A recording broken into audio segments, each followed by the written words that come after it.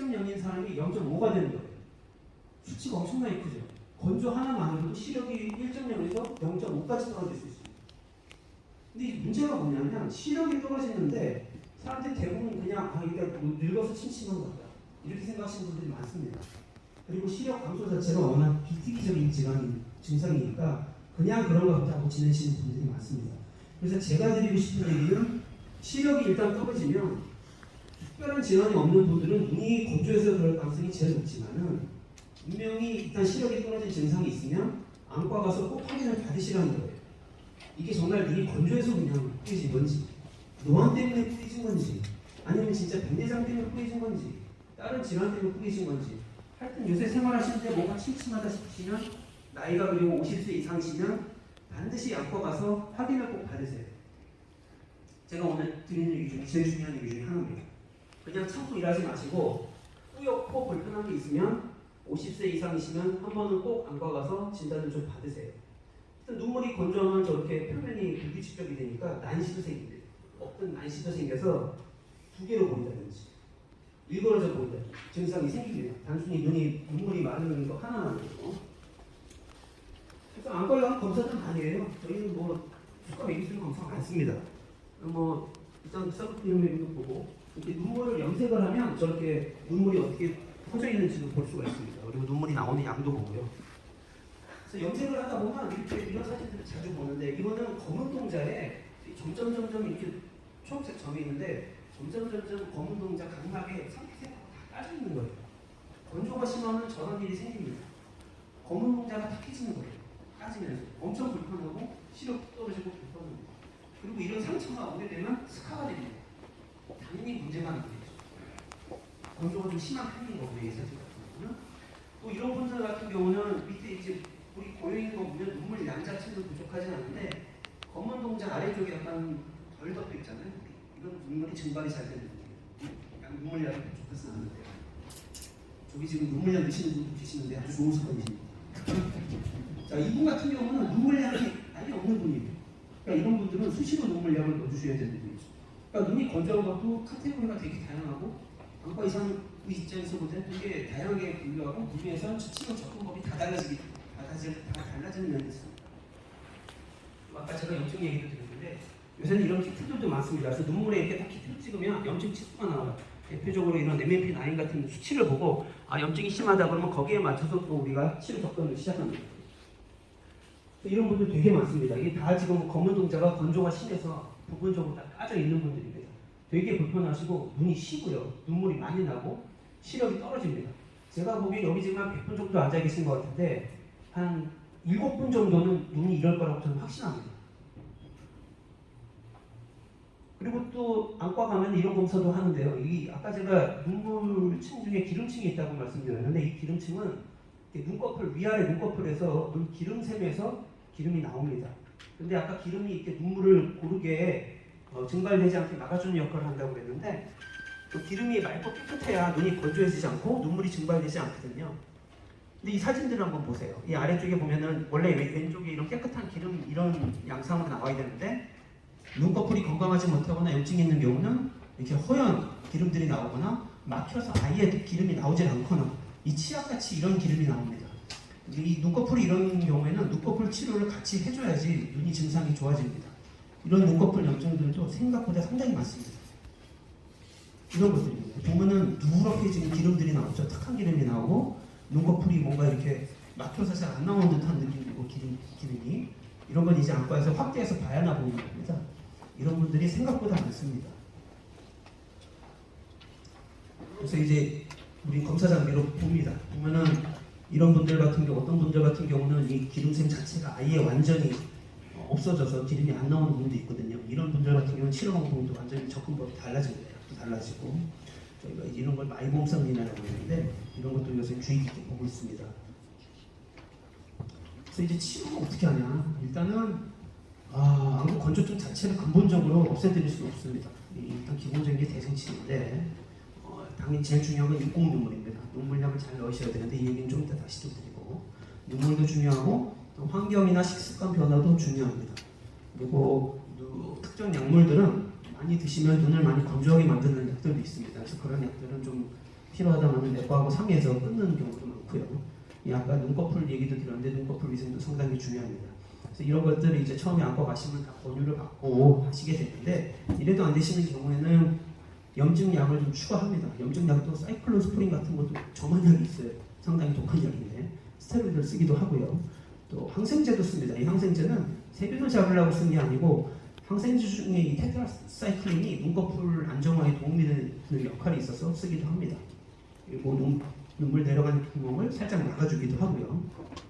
그래도 안 되면 우리가 피를 뽑아서 자가혈청으로 안약을 만들어서 그걸 넣습니다. 그 자가혈청에는 다양한 그로스 팩터들이 있어서 눈에 영양 성분을 공급해주고 건조를 호전시킵니다. 그리고 치료용 콘택트 렌즈 같은 거 쓰기도 하고요.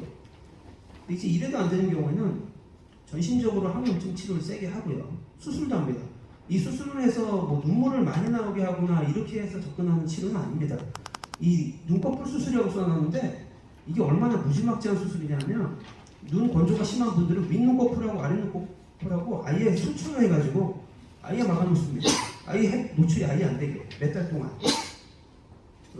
타소라피라고 하는데 이런 수술이 어떤 분들한테 필요하냐면 주로 이제 푹 맞아서 누워 계신다든지 스트로크 때문에 이런 분들이 마비가 와서 눈이 감겨지지 않는 분들이 있거든요. 이런 분들은 눈이 극심하게 마르기 때문에 눈이 정말 많이 망가집니다. 그래서 이런 분들 같은 경우는 점한약으로는 안 되기 때문에 아예 각막이 호전될 때까지 몇 달 동안 눈을 아예 꼬매놓습니다. 이런 수술도 있습니다. 그래서 이런 다양한 치료법이 있는데 다양한 치료법이 있다는 것 자체가 결정적인 치료가 없다는 거랑 똑같잖아요. 일단 눈물약을 좀 살펴보겠습니다. 시중에는 수십 가지, 수백 가지의 눈물약이 있습니다. 근데 이제 안과에서 주로 처방해서 쓰는 눈물약은 성분이 이렇게 대표적으로 세 가지가 있습니다. 이런 뭐 메틸셀룰로스 성분이나 포비돈이나 제일 흔한 게 요새는 소듐 하이드로게이트를 쓰는데 이 세 가지 성분은 농도별로 다양한 제품들이 나와 있는데 이 세 가지 성분은 안과에서 처방이 필요한 전문 의약품입니다. 이 전문 의약품들이 일반 의약품들보다는 눈에 더 좋습니다. 그래서 눈이 건조해서 약국에 가서 아무거나 사 쓰지 마시고 조금 시간 되실 때 안과 가서 전문 의약품으로 사 쓰시기로 권해드립니다. 왜냐하면 성분이 조금 다르고요. 대표적인 약들 중에 여러분 혹시 샨스타라는 약 아시는 분이 있을 거예요. 저 옛날부터 있던 약인데 여성분들 눈 하얘진다고 쓰시는 약이거든요. 그거 페니레프린이라고 해서 에피네프린도 좀 희석돼서 들어가 있고 좋은 약이 아닙니다.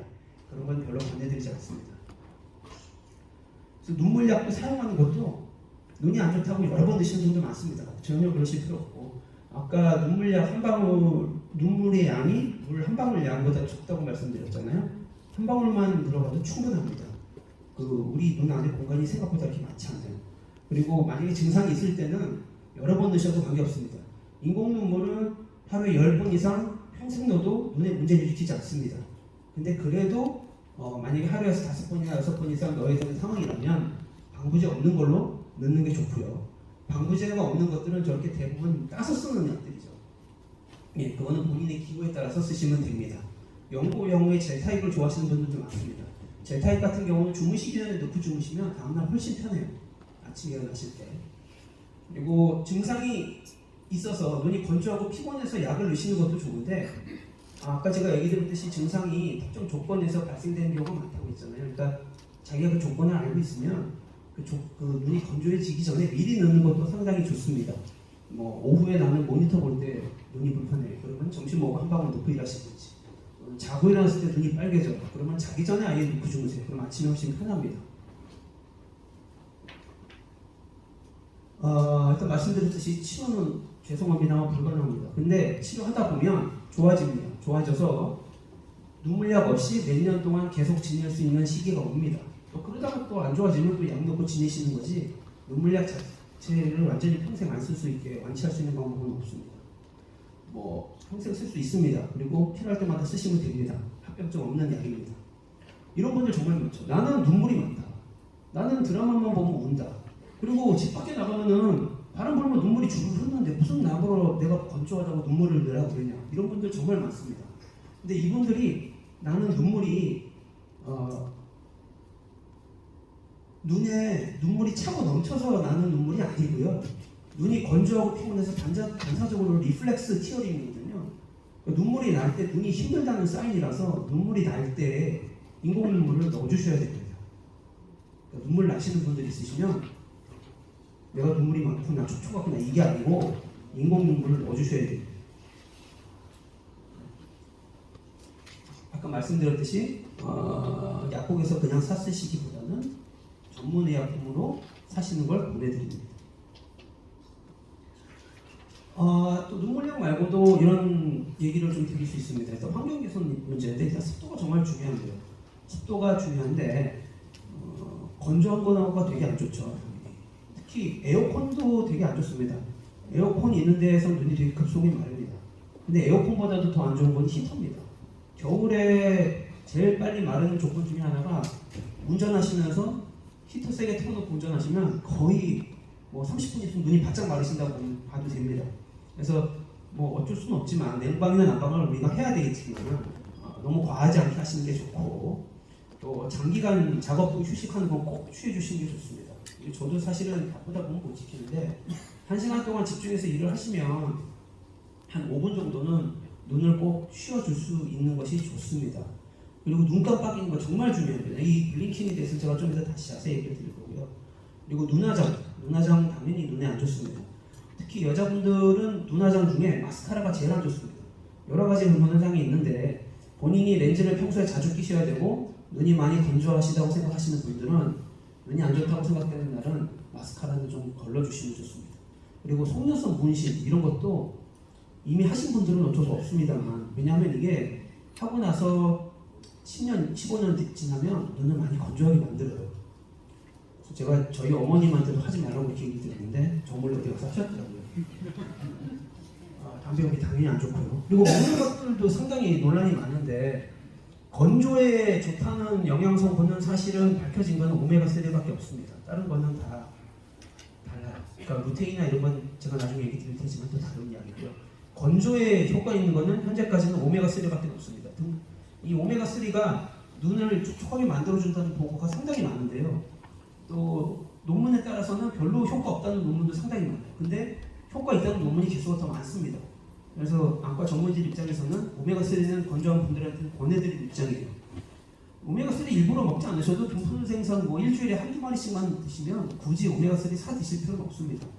그리고 견과류도 괜찮고요.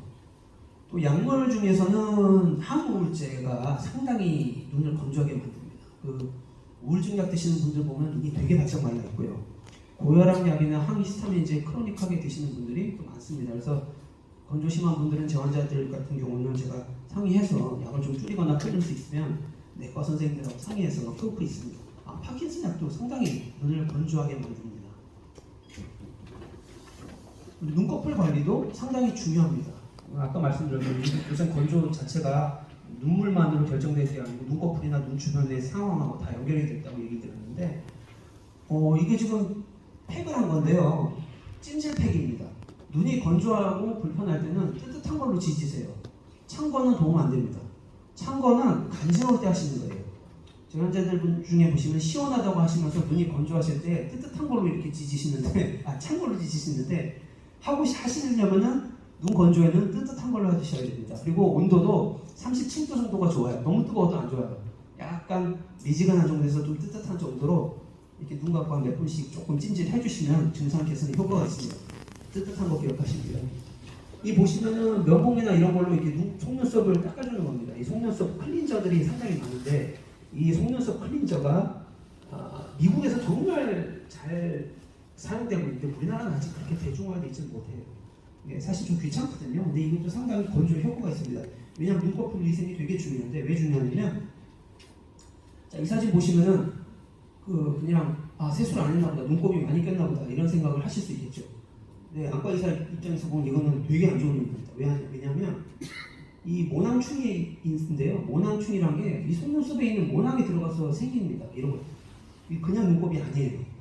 이 보면은 벌겋고 뭐 하이퍼레미아가 있고 이 눈꺼풀 염증이 되게 심합니다. 이런 분들은 눈 되게 불편해요. 건조는 말할 것도 없고 별별 증상이 다 생깁니다. 시력도 떨어지고. 그래서 이런 분들은 치료를 해줘야 됩니다. 아까 보여드렸던 그런 속눈썹 세척제도 해주셔야 되고 필요한 경우에 항생제도 드셔야 되고 그래서 이거를 잡아줘야지 눈이 좋아집니다. 근데 모르고 지내시는 분들이 많아요. 왜냐하면 이거는 사실은 확대해서 안과에서 보지 않으면은 이런 것들이 잘 보이지 않습니다.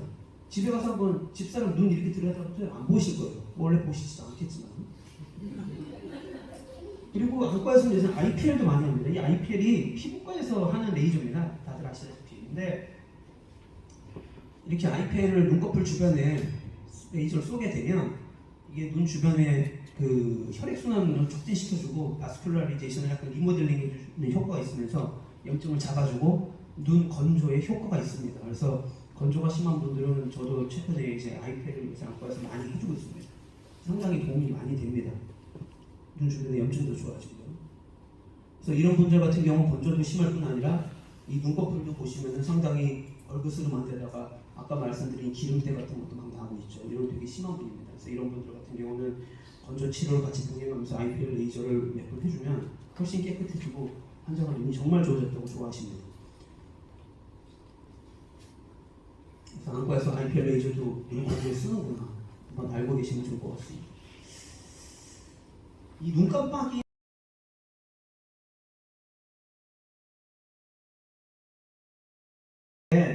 사실 정상적인 눈 깜빡이는 횟수는 1분에 20회 정도입니다. 이게 제대로 깜빡깜빡 해야지 눈물이 보시다시피 이렇게 골고루 각막을 덮어주면서 보호작용을 해줄 수가 있는데요. 우리가 뭔가를 집중하면 그 횟수가 많이 떨어집니다. 그래서 눈 깜빡이는 횟수가 줄어들면 줄어들수록 눈물막이 증발이 되고 건조 증상이 발생하게 되고 건조가 되게 되면 각막 검은 동자에 상치기가 됩니다. 그래서 아까 이 영상도 보여드렸죠. 이거 시력이 상당히 눈이 건조해지는 것만으로도 드라마틱하게 떨어지는 걸 보여주는 영상입니다. 이게 제가 되게 좋아해서 환자분들 많이 보여드리는 영상인데, 그래서 일반적으로는 1분에 한 20번, 15번 이상 깜빡여야 되는데 가까이 보면 볼수록 화면이 작아질수록 글자가 작아질수록 눈을 우리가 안 깜빡입니다. 생리적. 이거는 뭐 누가 잘못해서 그런 게 아니고 생리적인 반응이에요. 그래서 글자가 작아지면 이렇게 횟수가 1분에 뭐 7번으로 줄어들고, 특히 태블릿 같은 거는 1분에 한 5번밖에 우리가 들여다볼 때 깜빡이지 않습니다. 뭐 인간 같은 거 보는 것도 그렇고 제일 깜빡이지 않는 게 게임입니다. 여러분 자녀 있으신 분들 집에 가서 자녀가 롤을 할 때 눈을 1분에 몇 번이나 깜빡이나 한번 요런 옆에서 봐보세요. 우리 아들은 1분에 한 번도 잘 안 깜빡이더라고요. 이게 정말 눈이 바짝 마릅니다. 게임할 때, 인터넷 게임할 때. 그래서 제가 치과 선생님들한테 얘기 드리고 싶은 거는 이런 근거리 작업을 워낙 많이 하시고 집중해서 하시기 때문에 아마 보시다시피 진료 보실 때 거의 제가 보기엔 1분에 5번도 깜빡이지 않으실 거예요. 의식적으로 눈을 깜빡깜빡 해주십시오. 일하실 때. 깜빡이는 게 그냥 살짝살짝 깜빡이는 거 별로 도움이 안 되고요. 약간 지그시 이렇게 깜빡깜빡 해주시는 게 눈을 건조하지 않게 만드는 데 도움이 됩니다. 일하시다가 중간중간 환자분이 또 뭐 약간 좀 특히 괴로운 얘기 하시고 그러면 그냥 현타가 오면 살짝살짝 감아주세요. 저는 제가 그렇게 하고 있습니다. 자, 그래서 중년의 안과 의사가 하루 종일 진료보고 시간 날 때마다 주식창을 들여다보고 장기 투자 뭐 장기 투자에 당황했죠. 그리고 집에 가서 이렇게 이제 깜깜한 배경에서 침대에 누워서 OTP를 들여다보시죠. 이건 100% 눈이 심하게 마릅니다. 안 마를 수가 없어요. 제가 보기엔 여기 확신하고 한데 90% 이상은 다 눈이 어느 정도 건조하실 거예요. 그래서 건조라는 게 생각보다 눈을 많이 망가뜨릴 수 있고 다양한 증상을 일으킬 수 있고 또 그렇기 때문에 생각보다 또 간단치는 않은 질병이 오기 때문에 증상이 있으시면 시간 나실 때 가까운 안과 가셔서 한번 꼭 진료를 받고 약을 처방 받으시고 깜빡깜빡 하시고 이거 생각보다 중요합니다. 이런 걸 좀 지켜주시면 도움이 될 것 아닌가 싶습니다. 요새 안과도 동네 많잖아요. 치과 하나 있으면 옆에 붙어 있습니다. 그렇지 않습니까? 자, 이번에 노안에 대해서 얘기해 보겠습니다.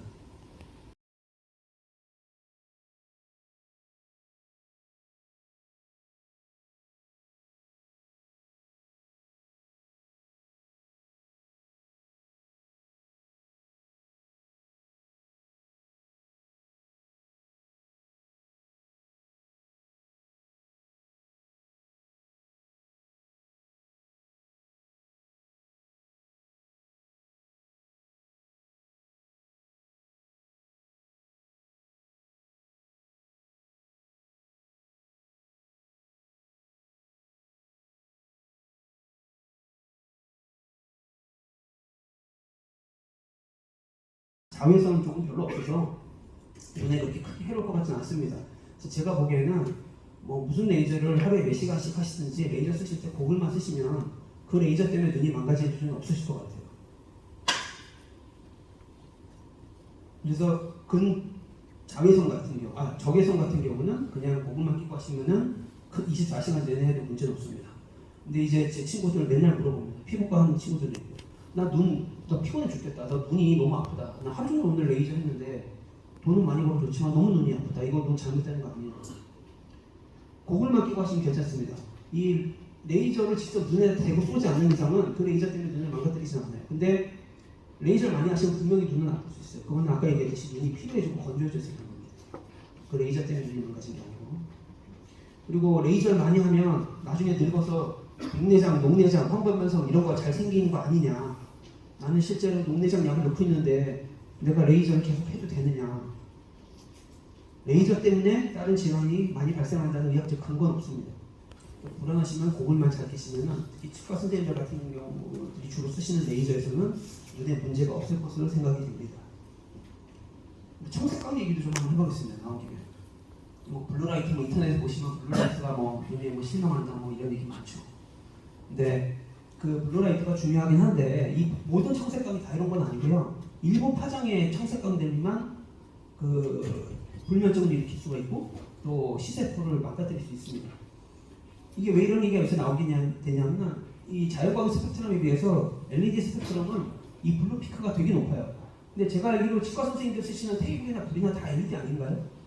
네, 맞을 겁니다. 아마 그래서 밝은 밑에 특히 청색광에 노출이 되게 많으신 분들이에요. 우리 치과 선생님들 자체는. 그때 이 청색광 자체도 특정 파장만 눈 속이 깊숙이 파고 들어갑니다. 이게 사실 렌즈나 눈 겉에 각막에서 웬만큼 걸러집니다. 그래서 너무 걱정을 하실 필요는 없을 것 같아요. 그래서 이게 안과 AAO라고 우리 안과에서는 전 세계적으로 가장 공신력이 있는 제일 유명하고 크고 잘 나가는 단체입니다. 여기서 공식적으로 내놓은 입장은 일상생활에서 노출되는 블루라이트 정도는 절대 눈에 해롭지 않답니다. 동물 실험에서는 유해성이 많이 입증됐어요. 근데 그런 건 어떻게 한 거냐면 쥐 눈에다 두고 계속 직접적으로 블루라이트를 하루 종일 쏴준 거예요. 그럼 당연히 안 좋겠죠. 네, 일반적인 우리 사람들이 생활에 노출되는 블루라이트는 절대 그런 조건에 노출이 될 수가 없습니다. 그래서 걱정 안 하셔도 될 것 같습니다. 근데 그래도 이게 다들 집에 가서 이러고 계시죠? 주무시기 전에 이 와이프하고 등 돌리고 다 이러고 계시죠? 이러다 주무시죠? 네, 아닌가요? 어둡게 해놓고 핸드폰을 보지 마세요. 이건 눈에 안 좋아요. 청색광 자체가 그렇게 해롭진 않아도 어둡게 해놓고 보는 건 안 좋습니다. 그래서 저는 방송에서 인터뷰할 때도 이렇게 얘기하는데, 왜냐하면 어두운 환경에서는 눈 조리개가 커지거든요. 이 동공이 커지면 빛이 더 많이 들어와요. 그러니까 블루라이트가 해로워서가 아니고 눈이 되게 피로해집니다. 건조해지고. 그래서 이거는 별로 안 좋은 습관이에요. 그러니까 그냥 불 좀 켜놓고 약간 밝은 데서 보시다가 주무십시오. 청색광이 죽이는 거는 아직 뭐 사람에서는 입증되기 전혀 없으니까 걱정 안 해도 된다. 예, 그런 얘기 드렸고요. 청색광 차단 제품이 있어요. 특히 이제 뭐 인터넷 보실 때 뭐 이렇게 하시는 분들이 있는데, 저는 개인적으로는 황반변성이나 이런 거 있는 분들한테는 좀 권해드리는데 일반인들한테는 별로 도움은 안 된다고 봅니다. 24시간 내내 밝은 빛이 내리는 데서 일하시는 분들 있잖아요. 야외에서 뭐 농사일 하시는 분들, 이런 분들은 좀 도움이 되실 수 있어요. 근데 일반적인 우리같이 사무환경이나 일하시는 분들한테는 청색광 차단 제품은 별로 도움은 안 됩니다. 권해드리고 싶지 않아요. 다크모드 있죠. 이 다크모드가 사실 나온 게 청색광 이슈 때문에 애플에서 개발한 건데, 아무래도 다크모드 하면은 눈이 좋을 거다. 근데 그렇진 않습니다. 이게 왜냐하면 다크모드를 해도 똑같이 눈은 피로해집니다. 왜냐하면 이렇게 흰 빛이 들어와서 조금 남면은 있지만은 검은 바탕에 흰 글씨를 볼 때 눈이 조금 더 일을 해야 돼요. 그래서 결국은 똑같이 다크모드로 보나 일반 모드로 보나 20분 지나면 눈은 피곤해집니다. 그래서 이거는 그냥 개인적인 선호에 따라서 쓰시면 됩니다. 다크모드가 꼭 더 좋고 건강한 건 아닙니다. 오늘 사실은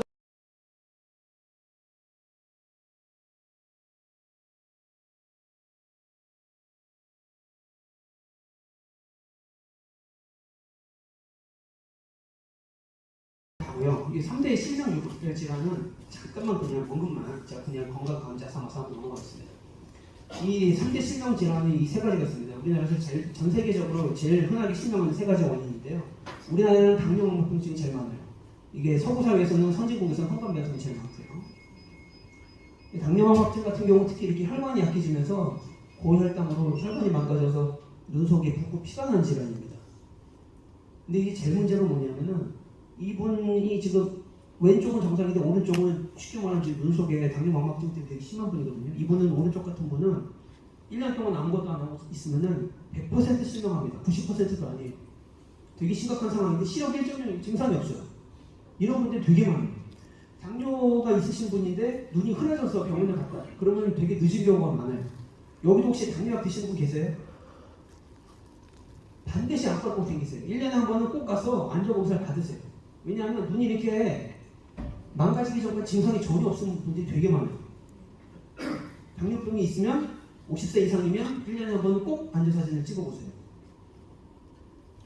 이 황반변성도 요새 많이 나온 얘기인데 이런 황반변성은 눈 속에 이렇게 블루젠이라고 해서 노폐물이 쌓이게 되면 이런 게 진행이 되면서 완전히 눈이 마르거나 아예 피가 터집니다. 근데 이제 문제가 건강검진을 하면 다 결과지에 황반변성 의심 뭐 이렇게 6개 나올 때가 있어요. 근데 그런 거는 너무 걱정하지 마시고 실제 황반변성이 치료가 필요한 건지 아닌지는 안과 의사 중에서도 망막을 전공한 사람들만이 압니다. 저는 망막을 전공했거든요. 그러니까 뭐 어디서 황반변성 얘기를 들으면 너무 걱정하지 마시고 그냥 안과를 꼭 가세요. 그러시면 됩니다. 자, 이게 한쪽 눈 가리고 한번 여기 가운데 검은 점을 한번 보시겠어요? 이 검은 점만 똑바로 보고 계시면 혹시 주변에 줄들이 휘어져 보이는 분 계신지 모르겠어요. 이게 변형시를 측정하는 검사인데 이게 이렇게 변형이 돼서 보이게 되는 분들은 변형시가 있다고 우리가 진단을 하고 추가 검사를 해야 됩니다. 왜냐하면 황반변성이 상당히 의심이 되는 상황이거든요. 근데 변형시가 있다고 모두 황반변성이 있는 건 아닙니다. 배가 아프다고 다 위험이 있는 거랑 똑같아요. 그렇기 때문에 항상 또 강조드립니다. 또 50세 이상이면 요새는 다 검진을 할 때 다행히 안전검사 받으시니까 눈 검사를 꼭 받으세요. 특히 당뇨인 분들 절대 잊지 마십시오. 자, 셰익스피어가 이런 얘기를 했습니다. 그 눈이 영혼의 창이라고 해서 이 양반이. 근데 제가 환자를 보고 안과 의사를 12년 동안 하다 보면서 이게 정말 진심 있는 걸 느끼는 경우가 되게 많습니다. 진짜 우울하신 분들이나 조금 성격 이상하신 분들 이런 분들 눈이 이상한 경우가 진짜 많아요. 이게 치과는 어떨지 모르겠습니다. 뭐 치주염이 뭐 이상하다든지 이빨이 이상하신 분들이 그런 경우가 있을지 모르겠는데 저는 이런 걸 정말 많이 느낍니다. 그리고요 눈은 정말 신기한 게 여러분 우리가 시력을 1.0, 0.5 이렇게 재지만 사랑에 빠지면 시력이 2.0이 돼요. 정말. 그리고 너무 모든 게 다 이뻐 보이고 너무 잘 보입니다. 그러니까 이런 걸 보면 눈이 정말 중요한 것 같아요. 그래서 여기 계신 치과 선생님들 모두 눈 건강을 잘 지키셔서 영혼도 잘 지키시기 바랍니다. 네, 제가 오늘 드리겠습니다.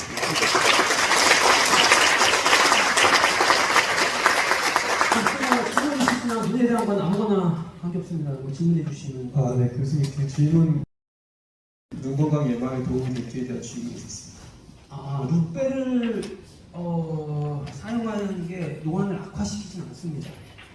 근데 이제 루페를 보통 몇 시간씩 쓰고 계신 거는 노안을 진행하는 데는 조금, 그러니까 속도를 조금 더 가파르게 만들 수 있어요. 그래서 루페 하시다가 중간중간에 좀 꼭 쉬어주세요. 먼데 보고 한 5분씩 쉬시고. 이게 눈의 조절력을 조금씩이라도 좀 이렇게 1시간마다 바꿔주시는 게 좋습니다. 루페 자체는 눈을 망가뜨리지 않아요. 또 노안이 없는 사람은 아예 없는 건지 그리고 노안을 예방하는 방법이 있는 건지에 대한 질문이 있었습니다. 노안이 없는 사람은 없습니다. 이거는 그 시기에 따라 언제 오냐에 따르지 노안을 피해갈 수는 없고요. 중세가 같은 거죠. 노안을 조금 줄이려면 사실 젊을 때 근거리 작업을 줄이는 수밖에 없습니다. 근데 이게 사실 어렵죠. 이게 다들 핸드폰 다 들고 사니까. 근데 그거를 인지하고 있는 사람과 그렇지 않은 사람 차이가 있어요. 그러니까 얘기 드립니다만 뭐 하루 종일 핸드폰 보다가 중간중간은 뭐 먼저 보고 좀 쉰다든지 이걸 습관적으로 좀 하시면 그래도 노안을 진행을 몇 년을 늦출 수 있습니다. 네, 그리고 젊을 때 라식스라는 사람이 노안을 아시고 또 할 수 있는지에 대한 질문과 그리고 뱀대 장식 렌즈 삽입술 부작용이 생겼을 때 재수술이 가능한지에 대한 질문이 있었습니다. 일단 재수술은 가능합니다. 가능한데 아까도 얘기 드렸듯이 재수술을 한다고 해서 100% 다 만족하지 못해요. 미용은 항상 그렇잖아요, 선생님. 예. 그런 차원에서 문제는 있고요. 그리고 라식 젊을 때 받은 분들도 노안 라식 할 수는 있습니다. 근데 그건 강박 두께로 측정이고 옛날에 라식을 어떤 식으로 깎았냐에 따라 불가할 수도 있습니다. 그럼 추가 검사 받아봐야 돼요. 그리고 건조증은 없는데 눈 건강을 위해 예방적으로 인공눈물을 써주는 것이 도움이 될지에 대한 질문이었습니다. 그런 경우는 안 쓰셔도 괜찮을 것 같습니다. 네, 그리고 다 초점 안경을 썼다 벗었다 하는 건 나쁜 건지에 대한 절대 나쁜 거 아닙니다. 아까도 얘기 드렸듯이 노안을 우리가 보정하면서 살 수 있는 모달리티는 되게 많은데요. 본인한테 맞는 걸 쓰시면 되는 겁니다. 다초점을 뭐 썼다 벗었다 한다고 눈이 더 나빠지거나 이런 건 절대 아닙니다. 그냥 필요하신 다초점 써서 편한 그걸 쓰시는 거고 뭐 렌즈가 필요하시면 렌즈 끼시는 거고 그런 거지 뭐 어떤 거를 특별히 더 한다고 나빠지는 건 없습니다. 네. 이상으로 강의를 마칠 건데 혹시 추가적인 질문 있으실까요? 예.